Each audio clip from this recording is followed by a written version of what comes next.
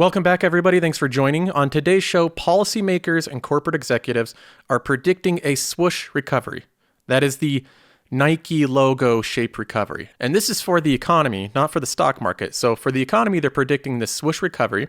We also have news just this morning, Jerome Powell saying things like, quote, "While the economic response has been both timely and appropriately large, it may not be the final chapter, given that the path ahead is both highly uncertain and subject to significant downside risks." That's not what we want to hear, significant downside risks. This is something where I want to take a look at this news and more of what Jerome Powell said, more about this swoosh recovery. They're pretty much predicting a long and arduous recovery, something where the economy slowly climbs back up. I think there's things that we can do with our portfolio to prepare for that. So I'll be giving some insight into what I'm doing with my portfolio on the assumption that this may not be a quick bounce back. We also have something I've been noticing in social media, a growing hatred towards billionaires.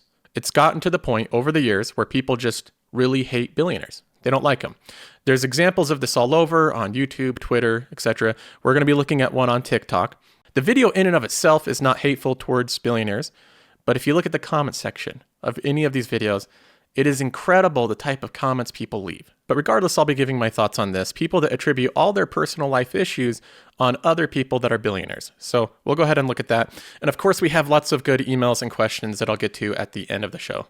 Now, like I mentioned earlier, we're looking at a swoosh recovery. It's named after the Nike logo. It's this one on the top right here. This recovery is not the worst case scenario because the economy does eventually recover back to where it was, but it's definitely on the lower end. It's not the best case scenario. Best case scenario, we would have something like the Z-shaped recovery. This one on the bottom left. This is where the economy would take a big dip, like we did with the downturn, but then it would quickly go back and even surpass where it was before. And that would even things out. So it's like you really never had a downturn to begin with. So that's obviously not in the cards. We're not going to have a Z-shaped recovery. And we're not even going to have the V-shaped recovery. This is the one that economists were hoping for, that they were predicting a month ago. So this one looks like it's not going to be happening either. This is where you simply have a big downturn, but you have a quick rebound to where we were before. You have lost economic activity because it doesn't surpass where it was before, but you have a quick recovery. That doesn't look like it's going to happen either. Looks like we're going to have a slow recovery. So this is something where it's like, if you were going to give economic recoveries a rating system, it has been downgraded. We downgraded it from the V-shaped recovery now to a swoosh recovery. The swoosh recovery, hopefully that will just stay. Hopefully we do have a swoosh recovery and it doesn't get downgraded again to an L-shaped recovery where we literally never recover back to where we were. So the L-shaped would be the worst case scenario. Now, it's a combination of corporate executives that manage very large businesses that are big indicators of the economy and economists that are giving these predictions. One of them is the chief executive officer of Nestle saying, this is not going to be a quick recovery. This is going to be a several quarter, if not several year kind of process. So it's going to be longer than originally expected. Quoting from the Wall Street Journal, airlines don't expect passenger numbers to return to pre-coronavirus levels until 2022 at the earliest. And social distancing will make it harder to go to movies, eat out, or visit beauty salons until a vaccine is developed. So no longer is it the flattening of the curve is the thing we're waiting for to return to some semblance of normal. Now we're waiting for a vaccine to be developed. It also mentions that consumer good companies anticipate that shoppers will switch to cheap items and forgo splurges, likely remaining tight-fisted long after lockdowns end. Some corporations have already announced fresh layoffs for the fall, prolonging the jobless surge that has already left more than 30 million Americans unemployed. Among the reasons for the darker outlook is that lockdowns are being eased more slowly than originally expected in some countries. Even when they do lift, some large-scale activities such as concerts and professional sports won't be possible again for months. Retailers and restaurants that have reopened are allowing in fewer customers at a time due to social distancing, and consumers worried about infection risk may take a long time to return to their old habits. So this obviously paints a pretty negative picture for the economic recovery. If people really are waiting until a vaccine is developed, which could take anywhere from a year to a year and a half at a minimum, anytime that you're developing a vaccine, something that's going to be injected into people's bodies and distributed to millions of people, that needs to be thoroughly tested. So that's going to be tested for at least a year before it's released. If people are waiting for that to happen before resuming normal economic spending and economic activity, the recovery will be very slow And you'll see more news like this where it says some corporations have already announced fresh layoffs for the fall. The jobless rate will stay lower for a longer amount of time.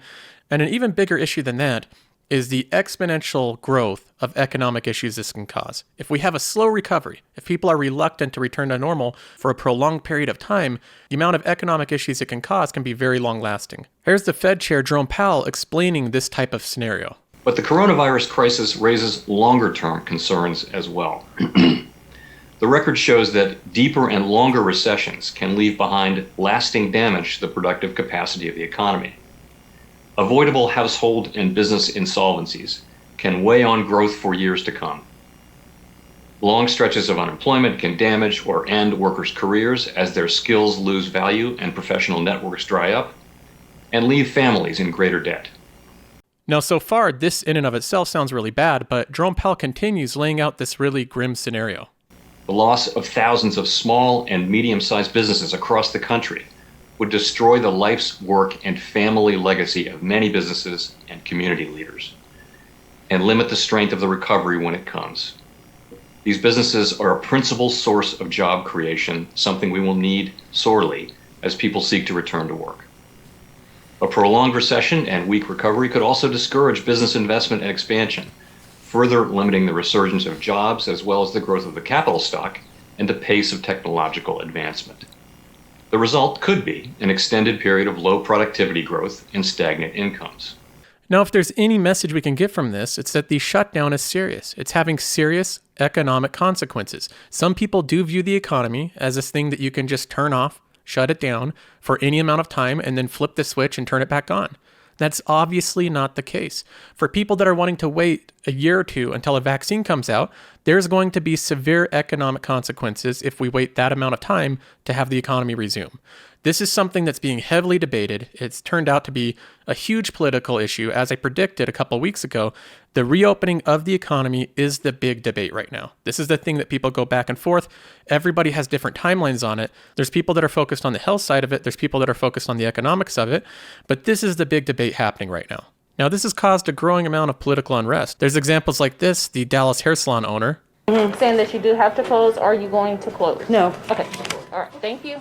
She refused to shut down her hair salon, and it landed her a week-long sentence in jail. Now, she was released early from her sentence when the governor came out and said, we're not going to put people in jail for defying stay-at-home orders. So that happened a couple days later, but you can see this type of contention and unrest going on. Another example is Elon Musk. He's clearly not happy with the way that this has been handled with California. He's had this whole back and forth. He has a tweet here on May 11th saying that he's opening back up his facilities against their order, doing the same thing, defying the local government's orders, saying if anyone is arrested, I ask that it only be me. So he's actually threatened to leave California as a result of this whole lockdown, the way that they've handled it.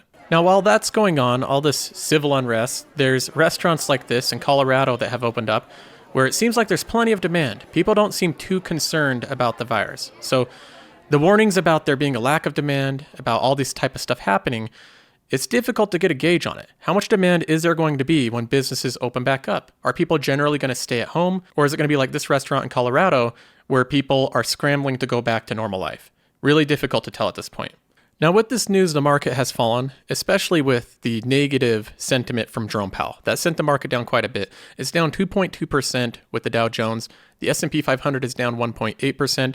My portfolio, just for the day view, it's down about $1,300 just today. So that's 1.6%. It's a little bit less than the rest of the market, but that's probably because I have about 10% in treasury bonds. So those typically are a little bit more conservative. So the real question is, what do we do now? Knowing everything that's going on and everything that we don't know, we might face a lot of potential issues in the future. We know that this isn't going to be a V-shaped recovery with a quick economic bounce back. That's probably unlikely at this point. We're looking at that Nike swoosh recovery, the check mark shaped recovery. So keeping that in mind, knowing that the economic recovery could be a slow, painful kind of recovery where it stresses businesses a lot, what do we do with our portfolios? There's a couple different strategies. One of them is to try to go in and be really aggressive and buy companies that have been really destroyed by the coronavirus in hopes that you can get a lot of good value plays. These are companies like Delta Airlines, like Carnival Cruise Lines, like energy companies, oil companies, real estate companies. These are the companies that have been really hit by the coronavirus, ones that their entire industry or the company itself has been next to destroyed. So a lot of investors are trying to go in and make these big value plays where there's a lot of potential upside. If the company recovers, there's a ton of potential upside. I don't plan on doing that. I think it's far too risky. I think there's way too big of a potential to get burned doing that. So rather than trying to hit the home runs and find the Carnival Cruise Line at $8 a share and then have it go up 2 or 3 times in value, that has not been my strategy. Ever since the beginning of this pandemic, I've been more focused on simply put purchases where I can make the purchase of a company, I can buy shares in it, and I don't have to worry about it anymore. These are companies that you can sleep well after you purchase it. Even if the economy does terribly, even if we have a super bad, prolonged, deep recession, I want companies that I can purchase knowing that I'm okay, that they're going to do okay over the next couple years. So that's been my main focus. And I could go through some of the names. We have ones in consumer defensive companies, a lot of healthcare companies, Johnson & Johnson, Merck, Pfizer. There's a lot of names I could go through. If you want in-depth explanations of every single purchase I do, I have a Discord where I have an entire channel and I log all of that out. I say the reason that I buy every single company. I could go over it in the videos, but it's so much detail, it would take a long time to go over. So rather than bore people with those details that aren't interested in it, there's a whole channel for that. So you can consider joining the Discord if you're into that type of thing. I have all the details there, as well as there's just a lot of smart people there. I'm learning a lot from it. There's a lot of people smarter than me. So it's been a pretty good learning experience. It's $6 a month, billed monthly, not yearly. So you can try it out for a month and see if you like it. The members of the Discord have told me I need to mention it in the videos. They're saying that they're really enjoying it. They've learned a lot and that other people need to know about it. So that's what I'm doing, mentioning it for anybody interested. Everybody knows that YouTube can demonetize videos. They've done it to a number of mine in the past. I don't like to complain about it that much, but it's nice to have the Discord because I don't feel like I have to tiptoe around what I want to talk about. So that's a benefit of it as well. So there's a link in the description if you want to check that out. Okay, now moving on, I want to talk about the hatred towards billionaires. This has been a growing theme over the past couple years. And I noticed that it seems to be really prevalent now. People really seem to hate billionaires.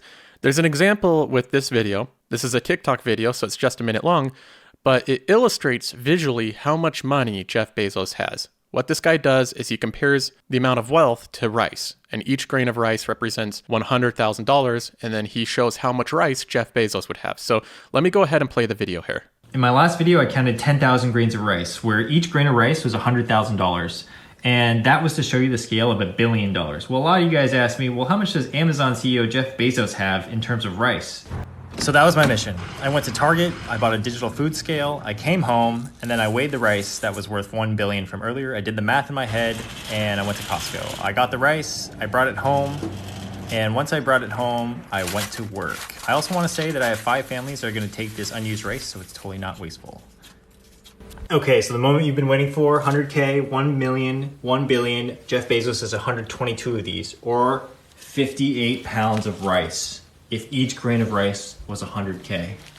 Like, look how big this is, guys. I'm gonna show you the scale here. I'm gonna put a keyboard in just for fun. Look how deep that goes. That's insane. This is Jeff Bezos' new house that's $145 million in LA. And then, oh my God. Okay, so that's a video, pretty straightforward, a visual representation of Jeff Bezos' net worth. Now, let's go ahead and look at some of the comments. I didn't have to go through and cherry pick comments. These are pretty representative of the thousands of comments left on this video. So let's go ahead and read through just a couple of them. Miss J44 says, honestly, this represents everything that is wrong with our world. Good, though, says they are technically stealing from us. Amazon runs all over our roads every day, and he doesn't even pay taxes to fix them. Impulse Chick says, thus should make y'all mad. I think she means this should make y'all mad, but thus should make y'all mad. IRX says, and Flint, Michigan still doesn't have clean water, with the angry emoji. I'm not sure how that's Jeff Bezos' issue, but Flint, Michigan still doesn't have clean water, apparently. Say It More Than Once says, how do people watch this and not go bond with rage? I think she means blind with rage, at the inequity of the situation. Thank you for the hard work that went into this. Tidal says, billionaires should not exist, eat the rich. The eat the rich part there, that is very popular among these comments. That's repeated often. Lysol and Clorox says the same thing, eat the rich. Brandon says eat the rich. Strifle, eat the rich. More, eat the rich. There's lots of comments saying eat the rich. Then we have Clary Poppins saying that's too much money.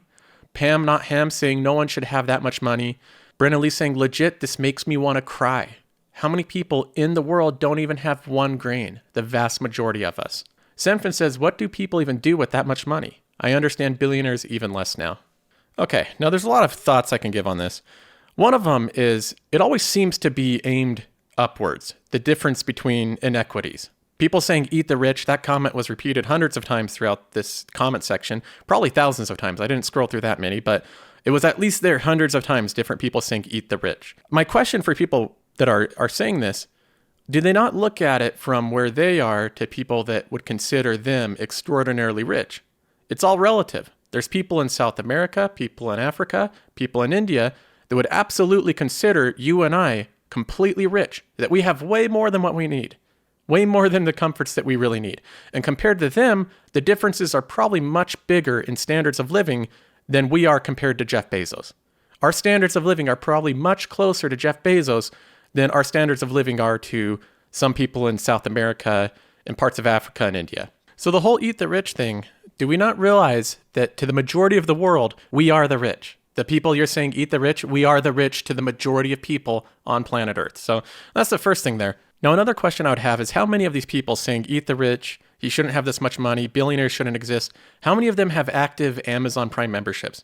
I bet you it's like 95% of them. They're giving their money to him every single year, probably using his service on a regular basis, but they don't like that he's wealthy at the same time. They don't seem to have any inclination of not using services that billionaires own. They're on TikTok, owned by a guy named Zhang Yiming that's worth $16.2 billion. But they're using his service that he created, helping him grow his net worth. So this seems to be the dynamic here. There's a lot of people that are willing to enjoy the products that billionaires come up with, but they don't like that the creator continues to own the company they started.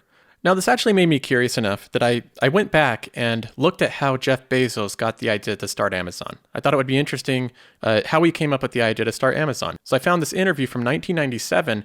This is before Amazon was really a thing at all. So it was a very small company just getting started. Here's an interview with Jeff Bezos, 1997. Hi there, who are you? I'm Jeff Bezos.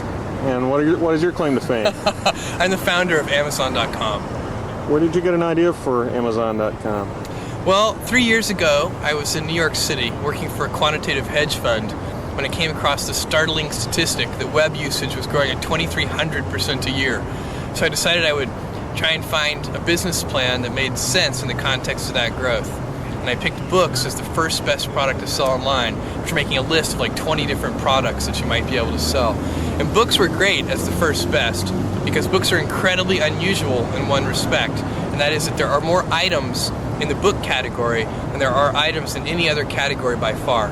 Music is number 2. There are about 200,000 active music CDs at any given time. But in the book space, there are more than 3 million different books worldwide active and in print at any given time across all languages, more than 1.5 million in English alone. So when you have that many items, you can literally build a store online that couldn't exist any other way. And that's important right now because the web is still an infant technology. Basically right now, if you can do things using a more traditional method, you probably should do them using the more traditional method. Now, at least to me, after listening to that, it does not seem like somebody that just stumbled into success, that he's some average person that just happened to get lucky. Doesn't seem like that to me. Not the impression I get. Seems like somebody that, he left a cushy job at a quantitative hedge fund. He quit that job in order to pursue starting Amazon. And he had his reasons why. He thought that there was a lot of potential there. He outlines why he went with books first, and he was able to grow the company really big. But even if he did start the company, he's not a dummy. Why does somebody need $122 billion? When you look at videos like this and see the visual representation of the massive amounts of money that he has, $122 billion, look at all this rice. He can't possibly need this or use this. I could use this. 1 grain of rice would immensely help my situation. Everybody can start making those connections. I think what's left out of the picture here, though, is how his net worth is broken up. That the huge majority of it is in Amazon stock. He simply owns a percentage of the company he started. That's where the huge majority of his net worth is. So he's not actively using this money. He's not really spending it. He just owns a percentage of the company he started so that he can still run the company. If he was to give away all the ownership of Amazon, he would not own the company. He wouldn't be able to run it. So that's where the huge majority of his net worth is. And he's tried to point this out many times. If you look at the financial success of Amazon and the stock, I own 16% of Amazon. Amazon's worth roughly $1 trillion. That means that what we have built over 20 years, we have built $840 billion of wealth for other people. And that's great. That's how it should be. So he still owns 16% of Amazon. That is where the huge majority of his net worth is. And I don't think a lot of people fully understand that. That money is all in Amazon stock. Now, Jeff Bezos still owns the majority share of Amazon, meaning that he can run the company. He has ownership of it. If we implemented some kind of rules to lower the inequality gap, right? That would be the goal of it. That's fine. We can do that. The government could take money from Jeff Bezos. But essentially what the government would be doing is saying, Jeff, you have to sell some of your Amazon stock to be able to pay us. And he would lower his ownership of Amazon over and over again, from 16% to 15 to 14. Eventually, he would not own the company that he started. He would not be the majority share owner. He wouldn't be able to run the company. That would be what the government would be doing, is essentially saying you can't own the company that you started. So I think a lot of people are getting this. They're viewing it more like a Walter White situation where he just has pallets of cash in some warehouse. They don't view it quite like him having a percentage of ownership in the company he started. So I think there's some disconnect there. Okay, let's go to some emails. Joseph@josephcarlsonshow.com. The email address is joseph@josephcarlsonshow.com. The first one is from Jacob. He says, "Hey Joseph, I am a big fan of your videos and your view on investing has got me into a mix of dividend investing and basic ETF savings. In your last video, 500K portfolio, you said something about the government debt that I believe is not correct or can be challenged. You said the government debt has to be paid back by taxpayers in the future, therefore government debt is something that we do not want. Of your portfolio, about 20% is allocated to government bonds. On a larger scale, this means that the public or government debt, a liability, is an asset to the private sector, you and I and everyone else out there who owns government bonds. Money is debt, and for the obvious reason that we could not have any dollars, which are created by the Fed in the name of the government, to pay our taxes if the government had not issued them at a certain point in time before we pay them back. The government has to be indebted at all times, otherwise there would be no money left in the system. Without going to too much detail, I would like to suggest to you to do some research on currency and the banking system.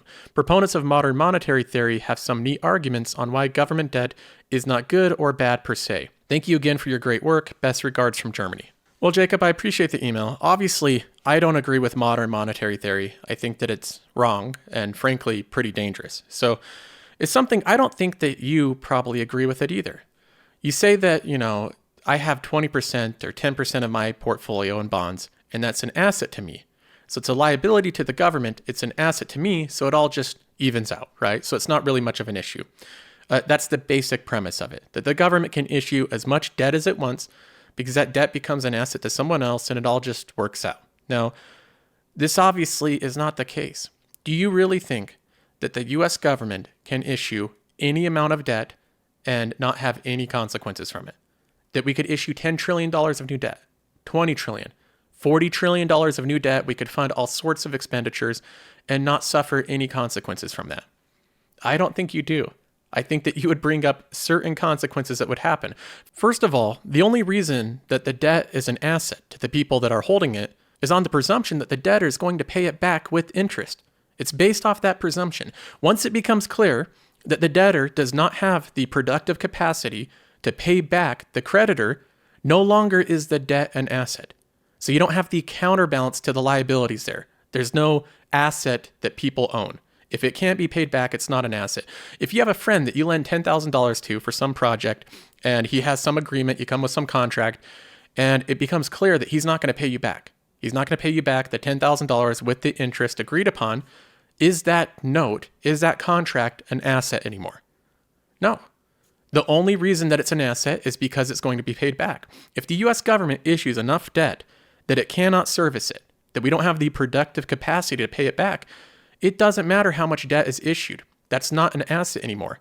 Nobody's going to be buying new US debt, which would make the interest rate go up on US debt, which would make it harder to service. So now, obviously, we haven't gotten to that point. People still believe that the US government will pay back the debt. I think right now we still can too, but there's certainly limits to that.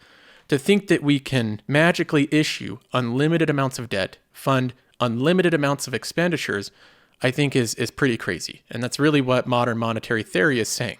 I think it's dangerous. I think it's a crazy theory. I don't agree with it at all.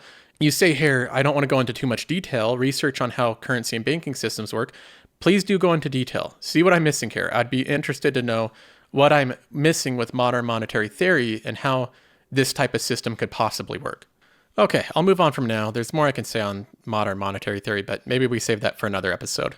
This email's from Doc. He says, Joseph, I liked your answer to Carter about consistent investing. I thought I might send you an example. I have investment accounts for each of my 5 grandchildren to use for college once they reach 18. Recent balance history of one account is below. I'll throw that up on the screen. Being retired, I do not have a great deal of extra money to invest in these accounts. In October, I decided to put all my cash rewards for my credit cards into their account. I use credit cards for all my expenses and pay them off each month to get the rewards. After splitting the rewards 5 ways, the deposit usually averages around $20 to $25 per month per account. The individual deposits and fund purchases are usually $5 as a reward and usually in amounts of $25. I buy the funds without regard to stock price, so this is textbook dollar cost averaging. Notice that the account started consistently growing in October with the regular deposit started. I expect when the younger grandchildren reach 18, they may have $10,000 or more for education. Added among 5 grandchildren, that would be $50,000 or more, primarily from investing credit card rewards. It is not a fortune, but it will certainly help them starting out, as it will be from consistent investing of small amounts. They may even choose to use the accounts as a seed for their own investing for financial independence. Small, consistent investments can add up to big bucks over time. Well, Doc, I don't have too much to say other than that's a pretty genius idea to use your credit card rewards in order to fund your grandchildren's education when they turn into adults.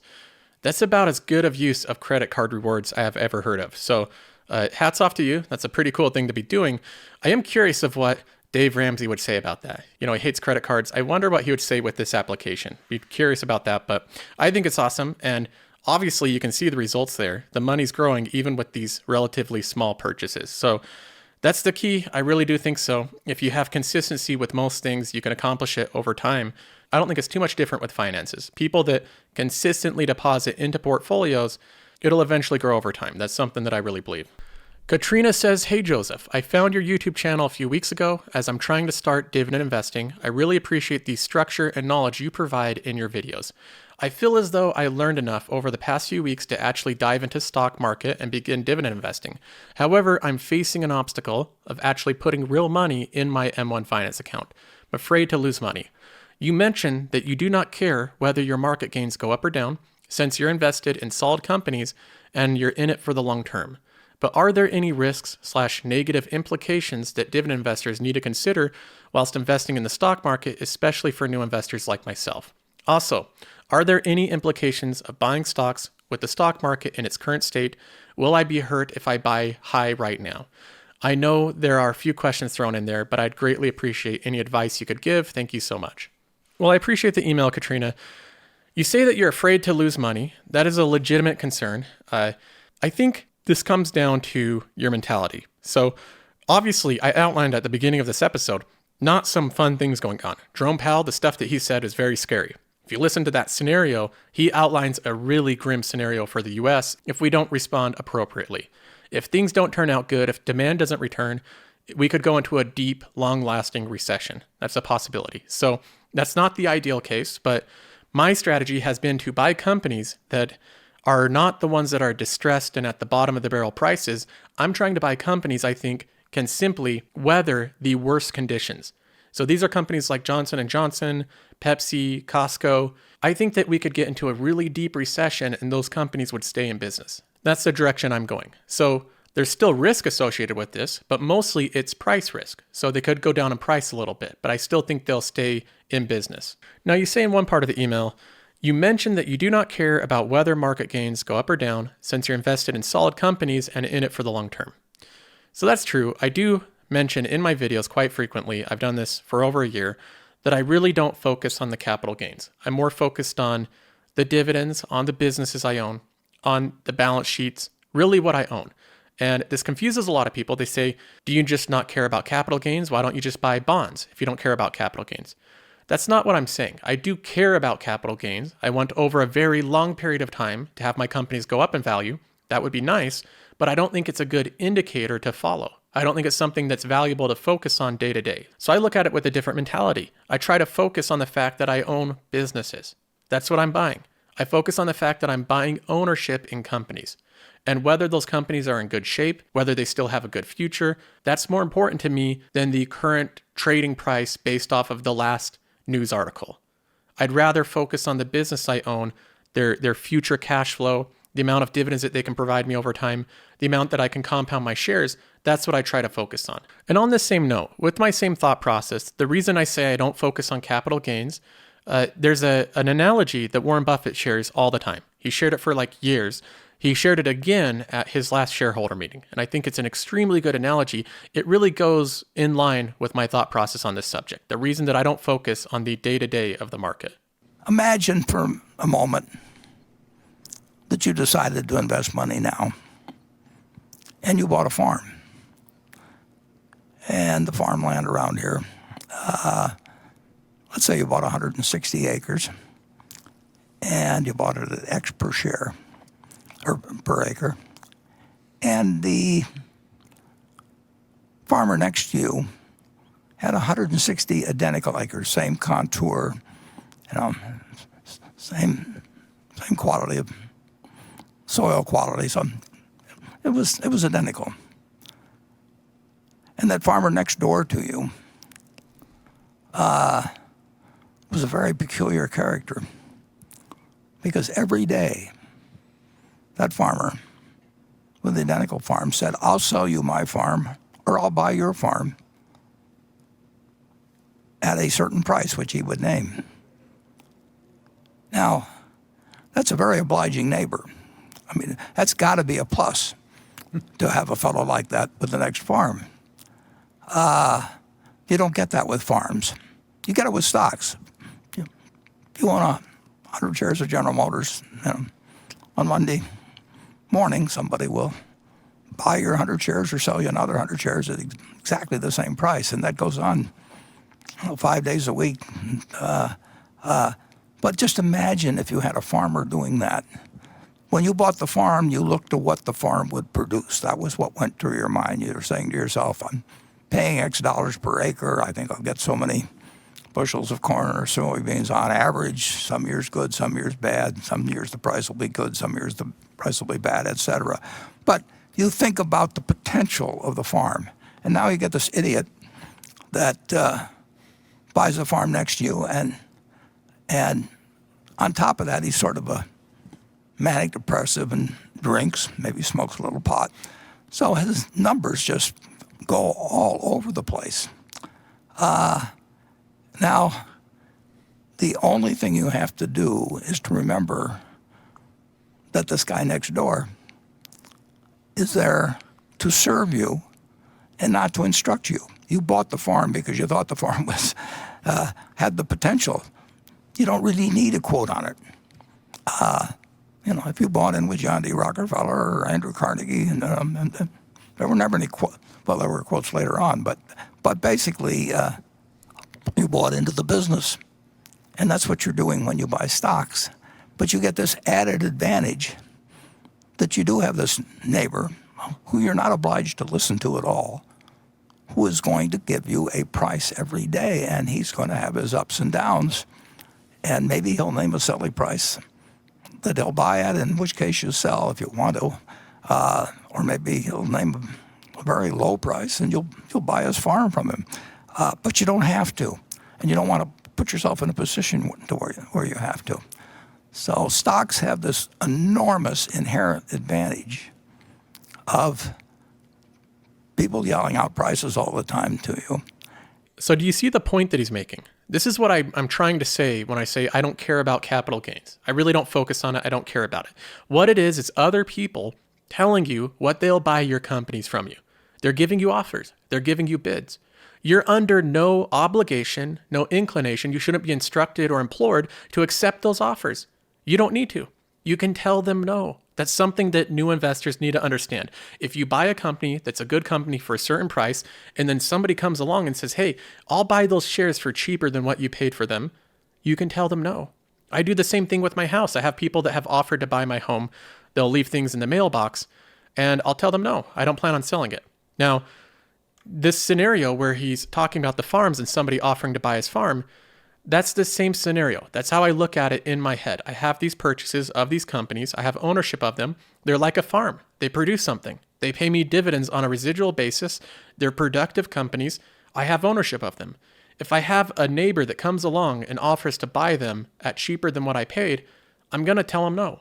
That's why I'm not too concerned about the capital gains. So I look at it in a very similar way. A lot of people, the market, which should be something that's a service to them, it should be a benefit to them to be able to have the option of buying and selling at any time. That is a great service, but unfortunately, a lot of people use it as something that causes anxiety. If the price ever goes down, that causes them anxiety. It makes them question the decisions they're making. That's not the way that I think it should be viewed. So I think that's something a lot of people either forget or don't realize, is that the market, the exchange, the current bidding on prices day after day is there to serve you, not to dictate your decisions. If you view it like you're owning a farm, you have this productive asset, it has a literal yield, it yields a harvest every single year. That's the way that I view my companies. As long as they're productive, as long as they're creating a yield every year, they're paying me dividends, I don't really worry about what other people are bidding on them. If somebody comes along and they try to bid you down on your farm, but you know it's producing all this produce at the end of the year, it has this yield, you don't have to accept the offer.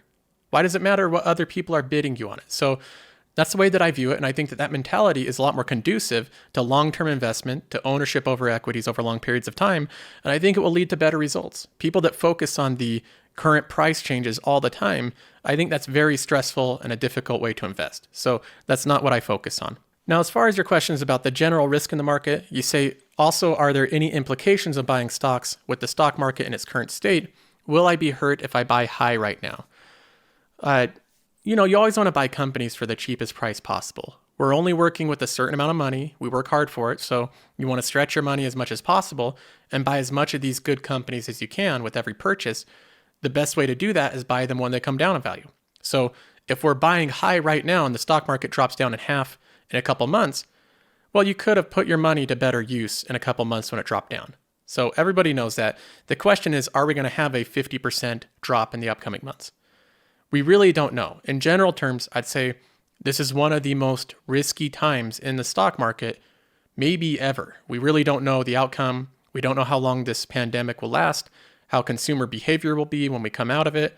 There's a lot of unknowns, but there was the same situation kind of in 2009.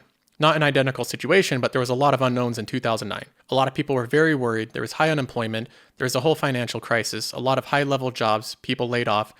And February of 2009 turned out to be the best time to buy. So I have to take that in context, that a lot of the times where it seems like the best times to buy is when we're getting bombarded with the absolute worst news. If we look a couple months ago, there wasn't that much bad news. Things were really good. Turns out that wasn't a great time to buy. So take that into context. If you look at history and through recessions, it seems a lot like the times where there's a lot of negative news ends up being a pretty decent time to buy. So we don't know if it's going to play out this time, but that's the risk that I'm taking. Okay, well, I'm going to go ahead and end this episode there. I appreciate all of you for watching. If you want, check out the Discord. Like I said, it's $6 a month. You can try it out for a month and see if you like it. A lot of people have really enjoyed it. Other than that, make sure you're subscribed and like the videos, all that good stuff, and I will talk to you next time.